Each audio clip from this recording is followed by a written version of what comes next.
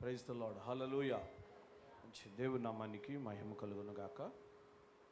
దేవుడు కృప చూపి ఇంతవరకు మన పట్ల దేవుడు చేసిన కార్యాలను బట్టి మనం ఎంతైనా దేవుని ఘనపరచాలి, దేవుని మహిమపరచాలి. ఇంతవరకు చక్కని ధ్యాన వాక్యాన్ని మనం ధ్యానం చేసాం. అలాగే లేఖన సాక్ష్య భాగంలో నుండి దేవుడు తన బిడ్డలను నిలబెట్టుకున్నారు. ఎన్నో మేలులు, ఎన్నో ఉపకారాలు దేవుడు చేశారు. ఆయన కార్యాలను బట్టి మనం ఎంతైనా దేవుని మహిమపరచాలి, దేవుని ఘనపరచాలి. హల్లెలూయా, హల్లెలూయా. మంచి పేరై సమయంలో పరిశుద్ధ లేఖన భాగంలో నుండి కొన్ని మాటలు మనం ధ్యానం చేద్దాం. అందరూ కూడా పరిశుద్ధ గ్రంథాలు తెరచి చూడండి. మత్తయి సువార్త 5వ అధ్యాయం 17వ వచనం నుండి కొన్ని మాటలు చదువుదాం. మత్తయి సువార్త 5వ అధ్యాయం 17వ వచనం నుండి చదువుదాం.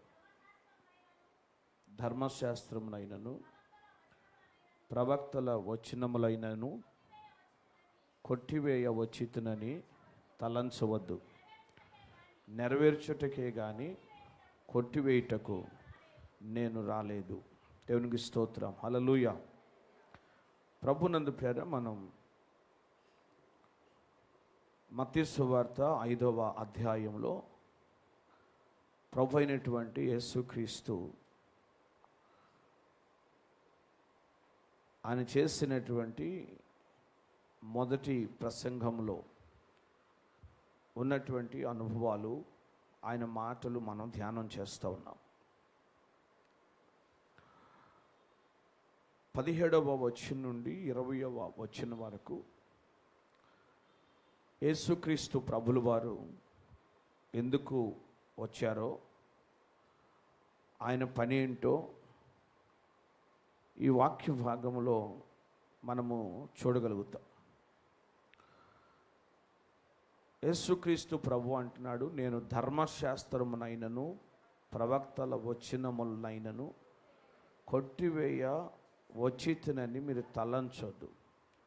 వాటిని నేను నెరవేర్చటానికే వచ్చాను అని చెప్పి ప్రభు అయినటువంటి యేసుక్రీస్తు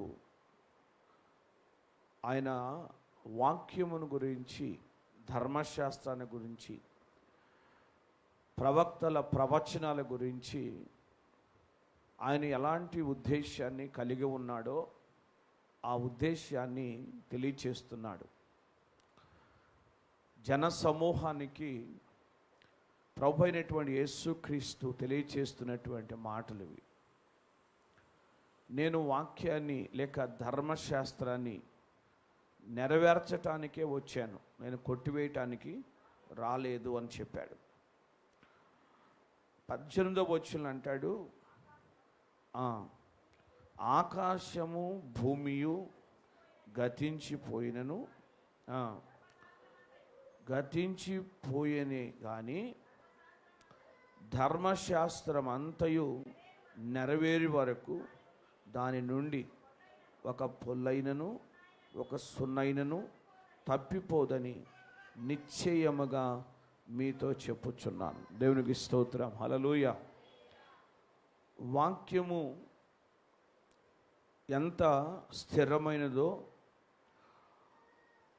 ఆ ధర్మశాస్త్రంలో చెప్పబడినటువంటి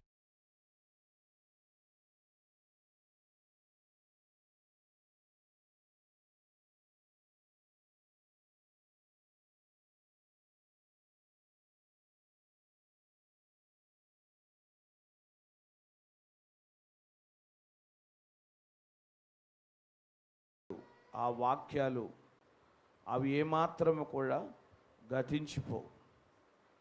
అంటే దేవుని మాటలు, దేవుని వాక్యము స్థిరమైనది అని చెప్తున్నాడు. ఆయన మాటలు గతించిపోయేవి కాదు. ఆ ధర్మశాస్త్రము, ఆ వాక్యము గతించిపోయేది కాదు. అందులో పొల్లైనను సున్నైనను ఏమాత్రం కూడా తప్పిపోదు. అంటే వాక్యము స్థిరమైనది అని చెప్తున్నాడు. వాక్యం ఎలాంటిది? స్థిరమైంది.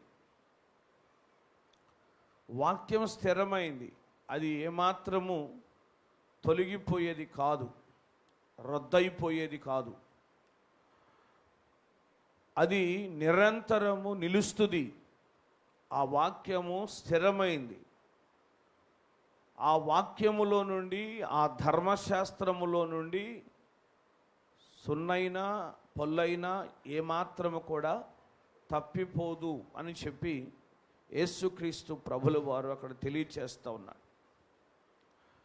దేవుని వాక్యం ఎలాంటిదో 4వ అధ్యాయం మత్తయి సువార్త 4వ వచనంలో చెప్తాడు.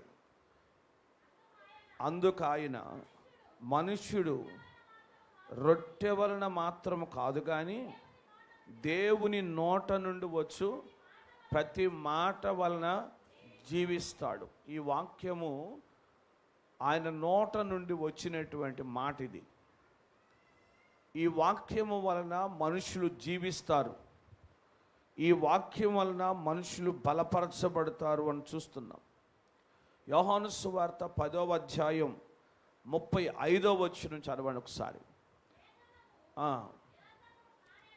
లేఖనము నిరర్ధకము కానేరదు కదా, దేవుని వాక్యము ఎవరికి వచ్చెనో వారే దైవములు అని చెప్పిన ఎడల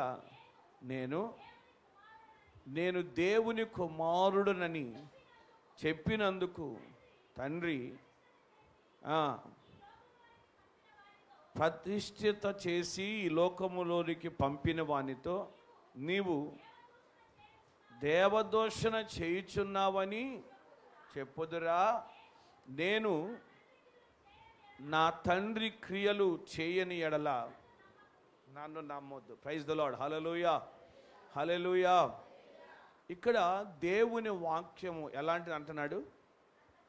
అది నిరర్ధకము కానేరదు. దేవుని వాక్యము నిరర్ధకం కాదు. ఆ వాక్యాన్ని ఎవరైనా చెప్తే, ఆ వాక్యాన్ని ఎవరైనా ప్రకటిస్తే వారిని మీరు ఏమంటారు? దైవములు అని పిలుస్తారు. వారిని మీరు దైవములు అని పిలుస్తారు. కానీ నా తండ్రి నన్ను ప్రతిష్ఠించి పంపించాడు, ప్రతిష్ఠ చేసి నన్ను పంపించాడు. ఆయన ప్రతిష్ఠ చేసి పంపించాడు కనుక నేను ఈ లోకములోనికి వచ్చాను. నేను ఆయన వాక్యాన్ని నెరవేర్చటానికే వచ్చాను కానీ నేను వాక్యాన్ని ధిక్కరిస్తున్నానని, నేను వాక్యాన్ని నెరవేర్చట్లేదని, నేను వాక్యానికి వ్యతిరేకముగా విరోధముగా ఉన్నానని మీరు ఎలా మాట్లాడతారు? నన్ను నా తండ్రి ప్రతిష్ఠించి పంపించాడు. ఈ వాక్యాన్ని ప్రకటించటానికే, ఈ వాక్యాన్ని బోధించటానికే, ఈ వాక్యాన్ని నెరవేర్చటానికే నా తండ్రి నన్ను ప్రతిష్ఠ చేసి పంపించాడు. కనుక నేను ఎలా వాక్యాన్ని నిరర్థకం చేస్తాను? నేను వాక్యాన్ని ఎలాగూ ప్రకటించకుండా ఉంటాను? కనుక అందులో పొల్లైనను సున్నైనను తప్పిపోదు. నేను వాక్యాన్ని నెరవేర్చటానికి వచ్చాను కానీ దాన్ని కొట్టివేయటానికి మాత్రం రాలేదు అని చెప్తున్నాడు ఇక్కడ.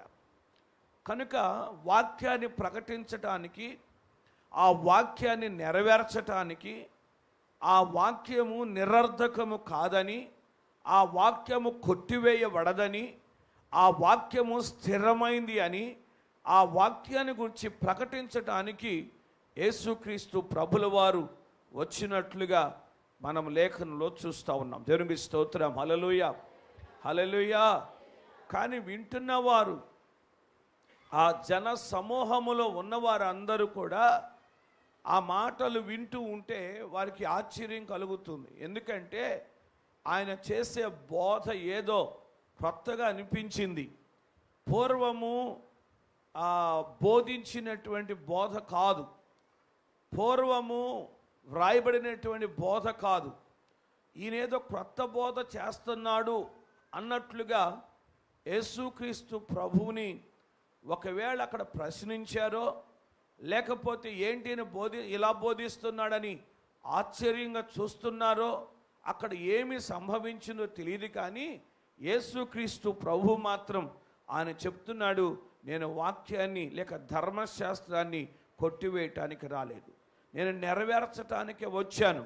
ఆకాశము గతించిన, భూమి గతించిన, ఈ ధర్మశాస్త్రంలో ఉన్న వాక్యముల్లో పల్లైనను సున్నైనను తప్పిపోదు అని చెప్పి వారికి ప్రకటిస్తున్నట్లుగా లేఖన భాగంలో మనం చూస్తున్నాం. తిమోతికి రాసిన 2వ పత్రిక 3వ అధ్యాయం 16వ వచనం చదవండి ఒకసారి. దైవజనుడు సన్నద్ధుడై ప్రతి సత్కార్యమునకు పూర్ణముగా సిద్ధపడి ఉండునట్లు దైవావేశము వలన కలిగిన ప్రతి లేఖనము ఉపదేశించుటకు, ఖండించుటకు, తప్పుదిద్దుటకు నీతియందు ప్రయోజనకరమై ఉంది. దేవుని స్తోత్రం, హల్లెలూయా. దైవజనుడు సన్నద్ధుడై ఉండాలి, సిద్ధముగా ఉండాలి. ఆ వాక్యాన్ని గురించి అక్కడ రాయబడింది, దైవావేశం వలన అది కలిగిన ప్రతి లేఖనము దైవావేశం వలన కలిగింది. ఇది మనుషుల యొక్క ఇచ్చను బట్టి కలిగింది కాదు, మనుషుల యొక్క ఆలోచన బట్టి కలిగింది కాదు. ఇది దేవుని యొక్క దైవావేశం వలన కలిగినటువంటి లేఖనాలు కనుక ఈ లేఖనాలు ఎలా కొట్టివేయబడతాయి, ఈ వాక్యం ఎలా తప్పిపోతుంది? ఇది దైవావేశం వలన పలుకబడినటువంటి మాటలు అని చెప్పి దేవుని వాక్యాన్ని బట్టి గ్రహించాలి. హెబ్రీ పత్రిక 1వ అధ్యాయం 1-2 వచనాల్లో చదివితే చదవండి. పూర్వకాలమందు నానా సమయములలోను నానా విధములుగాను ప్రవక్తల ద్వారా తన పితరులతో మాట్లాడిన దేవుడు ఈ దినముల అంతమందు కుమారుని ద్వారా మనతో మాట్లాడెను. ఆయన ఆ కుమారుని సమస్తమునకును వారసునిగా నియమించెను. ఆయన ద్వారా ప్రపంచములను నిర్మించెను. దేవుని స్తోత్రం, హల్లెలూయా. పూర్వకాలమందు నానా సమయముల్లో నానా విధములుగా ప్రవక్తల ద్వారా పితరులతో మాట్లాడుతూ వచ్చాడు. కానీ ఇప్పుడైతే తన కుమారుని ద్వారా మాట్లాడుతున్నాడు. దేవునికి స్తోత్రం, హల్లెలూయా, హల్లెలూయా. పూర్వము ప్రవక్తల ద్వారా పితరులతో మాట్లాడిన దేవుడు ఇప్పుడు కుమారుని ద్వారా మనతో మాట్లాడుతున్నాడు. పూర్వము ఎలాగైతే ఆయన మాట్లాడాడో, ఎలాగైతే పితరులను బలపరిచాడో, పితరులను ధైర్యపరిచాడో, ఇప్పుడు తండ్రి అయిన దేవుడు తన కుమారుని ద్వారా ఆయన మనతో మాట్లాడుతున్నాడు. కనుక ఆయన కుమారుని ద్వారా మనతో మాట్లాడుతున్నాడు అని చెప్పి అక్కడ జన సమూహంలో ఉన్నటువంటి వారు గ్రహించాలి. ఇప్పుడు ఈ ప్రవక్త ద్వారా లేక ఈ కుమారుని ద్వారా ప్రభు తండ్రి అయిన దేవుడు మాట్లాడుతున్నాడు అని చెప్పి గ్రహించాలి. ఇక్కడ పౌలు గ్రహించాడు, ఆ విషయాన్ని ఇక్కడ రాస్తున్నాడు. కనుక మనము కూడా, మనతో కూడా ప్రభు మాట్లాడుతున్నాడు, కుమారుడు మాట్లాడుతున్నాడు అని మనము కూడా గ్రహించాలి. పేతురు పత్రికలో 2వ పత్రిక 1వ అధ్యాయం 21వ వచనంలో ఒక మాట రాయబడింది, చదవండి ఒకసారి. ఏలయనగా ప్రవచనము ఎప్పుడు కూడా మనుషుని ఇచ్చను బట్టి కలుగదు, కానీ మనుషులు పరిశుద్ధాత్మ వలన ప్రేరేపింపబడిన వారే దేవుని మూలముగా పలికిరి. ప్రవచనం అనేది మనుషుని యొక్క ఇచ్చను బట్టి కలిగేది కాదు. ప్రవచనం అనేది మనుషులు పరిశుద్ధాత్మ అభిషేకాన్ని పొందుకొని పరిశుద్ధాత్మ ద్వారా వారు ప్రేరేపించబడి వారు మాట్లాడుతున్నారు, వారు ప్రవచిస్తున్నారు. కనుక లేఖనము అనేది పరిశుద్ధాత్మ ద్వారా, లేకపోతే దేవుని యొక్క ఆవేశముతో, దైవావేశముతో వ్రాయబడినటువంటి వాక్కులు అని చెప్పి గ్రహించాలి. కనుక ఇది దైవావేశంతో రాయబడిన వాక్కులు కదా, లేక పరిశుద్ధాత్మ ఆవేశంతో పలుకబడిన మాటలు కదా, పరిశుద్ధాత్మ శక్తితో పరిశుద్ధాత్మ ఆవేశంతో పలుకబడిన మాటలు కదా. ఈ మాటలు నేను ఎలా కొట్టివేస్తాను? ఈ మాటలు ఎలా నిరర్ధకమైపోతాయి? ఈ మాటలను నేను నెరవేర్చటానికే వచ్చాను, వీటిని కొట్టివేయటానికి నేను రాలేదు అని ప్రభువు తన అనుభవాన్ని తెలియచేస్తున్నాడు. వాక్యము కొరకు ఆయన ఎలాంటి ఆశ కలిగి ఉన్నాడో, వాక్యాన్ని గురించి ఆయన ఎలాంటి ఉద్దేశాన్ని కలిగి ఉన్నాడో, వాక్యము పట్ల యేసుక్రీస్తు ప్రభుల వారికి ఉన్నటువంటి అభిప్రాయం ఎలాంటిదో ఈ వచ్చిన భాగంలో మనం చూస్తున్నాం. దేవునికి స్తోత్రం. హల్లెలూయా, హల్లెలూయా. కనుక వాక్యాన్ని ఆయన కొట్టివేయటానికి రాలేదు. తర్వాత 19వ వచనం అంటాడు మూలవాక్యంలో, కాబట్టి ఈ ఆజ్ఞలలో మిగుల అల్పమైన ఒక దానినైనను మీరి మనుషులకు అలాగు చేయ బోధించువాడెవడో వాడు పరలోకములో మిగుల అల్పుడనబడును. అయితే వాటిని గైకొని బోధించువాడెవడో వాడు పరలోక రాజ్యములో గొప్పవాడు అనబడును అంటాడు. దేవునికి స్తోత్రం. హల్లెలూయా. ఇక్కడ మరొక విషయాన్ని ప్రభు చెప్తున్నాడు. ఈ వాక్యములో, ఈ ధర్మశాస్త్రములో, లేక ఈ ఆజ్ఞలలో ఏదైనా ఒక అల్పమైనదైనా సరే అండి, అల్పమైన ఆజ్ఞ అయినా సరే మీరి అంటే నెరవేర్చకుండా, ఆజ్ఞకు లోబడకుండా, చిన్న ఆజ్ఞ అయినా మీరి ఒకవేళ బోధిస్తూ ఉంటే అలాంటి బోధకుడంట పరలోకములు ఎలా ఉంటాడు? మిగుల అల్పుడుగా ఉంటాడంట. దేవుని స్తోత్రం. అర్థమవుతుందా? కనుక అంటే ఆజ్ఞని ఇప్పుడు నేను బోధిస్తున్నాను, ఏంటిలా బోధిస్తున్నాను అని మీరు అనుకుంటున్నారు. కానీ ఇప్పుడు నేను కనుక ఈ ఆజ్ఞల్లో ఏ ఒక్క ఆజ్ఞైనా, ముఖ్యంగా ఏ అల్పమైన ఆజ్ఞైనా, ఏ చిన్న ఆజ్ఞైనా నేను నెరవేర్చకుండా, ఆజ్ఞను మీరి ఒకవేళ నేను మీకు బోధిస్తే, ఒకవేళ నేను మీకు ప్రకటిస్తే పరలోకంలో నేను ఎలా ఉంటాను అంటే అల్పుడుగా ఉంటాను, మిగుల అల్పుడుగా ఉంటాను, చాలా తక్కువ చేయబడతాను పరలోకంలో. కనుక అలా కాదు, ఎవరైతే ఆ ఆజ్ఞలు నెరవేరుస్తూ, ఆ ఆజ్ఞను మరి ఆ ఆజ్ఞకు లోబడుతూ ఎవరైతే ఎవరి బోధిస్తాడో వాడు పరలోకములో గొప్పవాడుగా ఉంటాడు. దేవునికి స్తోత్రం. హల్లెలూయా. కనుక బోధించేవాడు ఆజ్ఞను మీరి ఇలా ఆజ్ఞకు లోబడండి అని బోధించకూడదు. అర్థమైందా? ఆజ్ఞను మీరి ఎదుటివాడిని ఆజ్ఞకు లోబడండి అని బోధించకూడదు.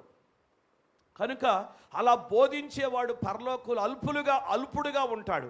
కానీ ఎవరైతే ఆజ్ఞలు నెరవేరుస్తూ బోధిస్తాడో, ఇలా ఉండండి, ఇలా బ్రతకండి, ఇలాగ కొనసాగండి అని ఎవరైతే ఆజ్ఞలు నెరవేరుస్తూ, వాక్యాన్ని నెరవేరుస్తూ బోధిస్తాడో వాడు పరలోకములో గొప్పవాడుగా ఉంటాడు.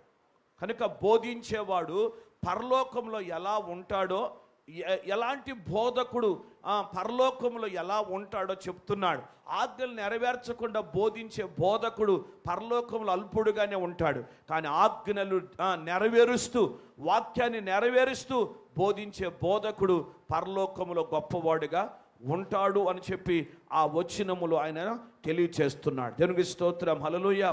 తర్వాత 20వ వచనంలోకి వచ్చేసరికి చెప్తున్నాడు, శాస్త్రుల నీతి కంటేను పరిసయ్యుల నీతి కంటేను మీ నీతి అధికము కాని ఎడల మీరు పరలోక రాజ్యములో ప్రవేశింపనేరని మీతో చెప్పుచున్నాను. శాస్త్రుల నీతి కంటే, ఎవరి నీతి కంటే?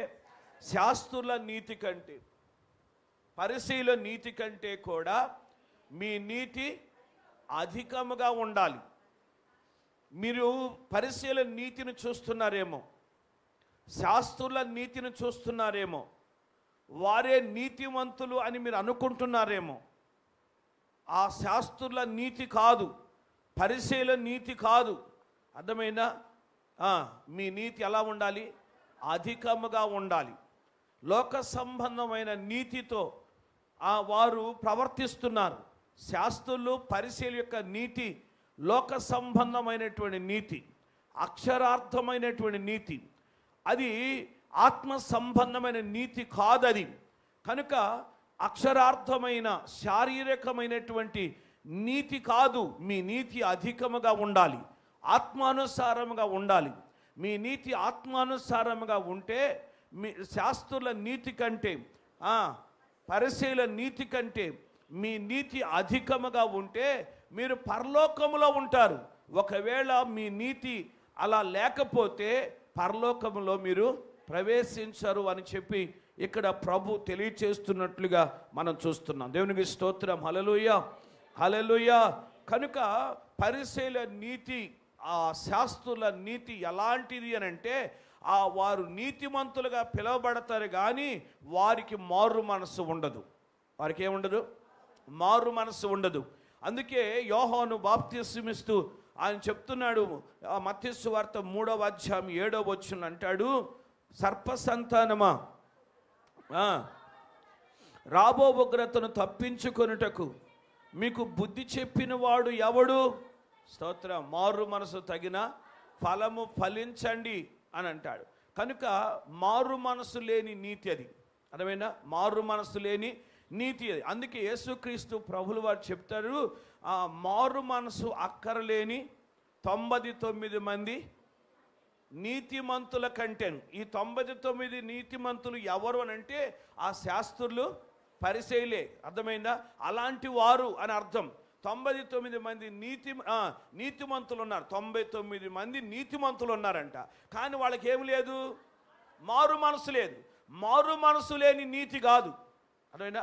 మారు మనసు లేని నీతి కాదు. శాస్త్రులది మారు మనసు లేని నీతి, పరిసయ్యులది మారు మనసు లేని నీతి. మారు మనసు పొందకుండా వారు వచ్చి బాప్తిసం పొందాలంటున్నారు.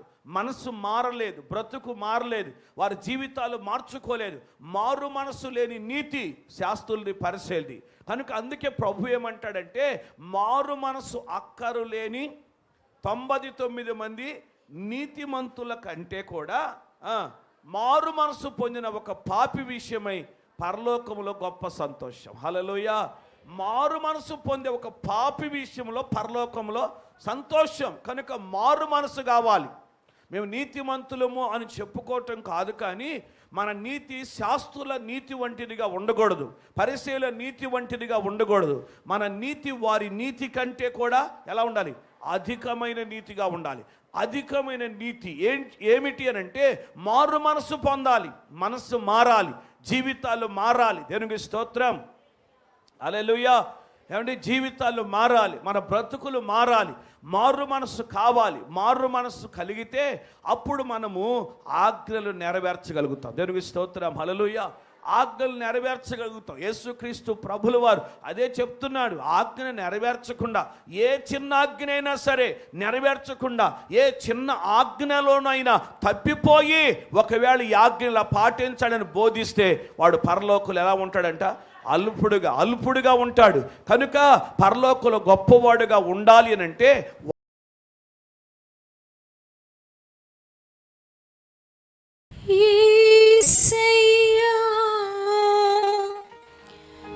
నీవే నాకు మార్గము, సత్యము, జీవమయా.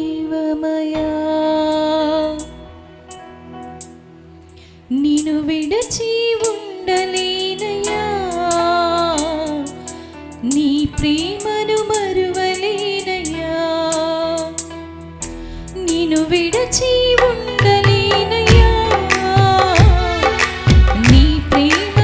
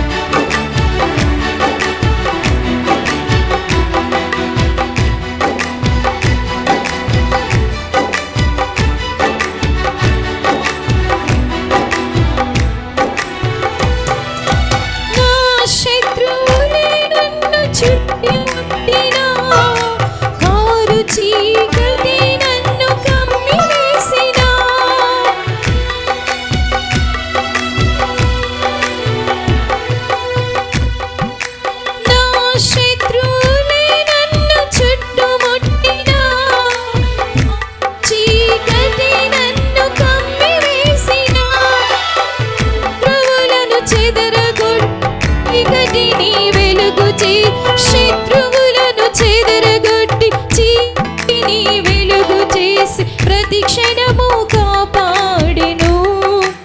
యేసు నన్ను ప్రతి క్షణము కాపాడెను. నా దేవుడు గొప్ప దేవుడు, నా యేసయ్య ప్రేమామయుడు. నా దేవుడు గొప్ప దేవుడు, నా యేసయ్య ప్రేమామయుడు. నేను విడచి ఉండలేనయ్యా, నీ ప్రేమను మరువలేనయ్యా. నేను విడచి ఉండలేనయ్యా, నీ ప్రేమను మరువలేనయ్యా. నిందలతో నన్ను కృంగదీసిన, మాటలతో నన్ను గాయపరచిన, నిందలతో నన్ను కృంగదీసిన, మాటలతో నన్ను గాయపరచిన, నా చేయిని పట్టుకొని నా హక్కున చేర్చుకొని, నా చేయిని పట్టుకొని తన హక్కున చేర్చుకొని, నా గాయము స్వస్థపరిచెను. యేసు నా గాయము స్వస్థపరిచెను.